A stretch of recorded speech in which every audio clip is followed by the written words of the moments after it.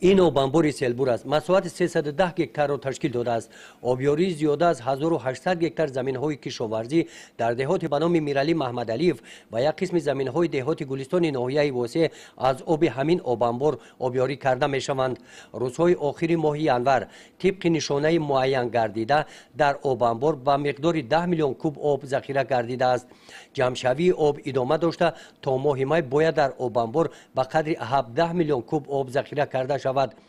قربان براتov سردار اسوسیاسیای استفاده برندگان آب سیلبور میگوید که ذخیره آب حوض از چگونه آمدن فصل بهار وابستگی کلان دارد. از ماه سپتامبر جمع‌آوری آب در آبانبور سیلبور سر شدگی. این زمان حدود 10 میلیون کوب آب جمع‌آوری کردیم تا ماه مارت 17 میلیون کوب آب میگیریم. مشکلات امسال اگه بهتره، مشکلات نیست. از سال گذشته خیلی خوب است. آبانبور سیلبور تاریخ شبکه آبیاری تنابچی از دریای سرخاب با آب پر می‌گردد.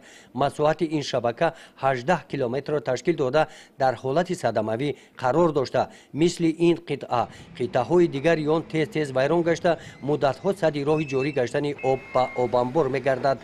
متخصصان در آن نظرند که یکی از راه‌های سریع وقت پر کردن آبانبور سیلبور از نوسازی شبکه آبیاری تنابچی میباشد.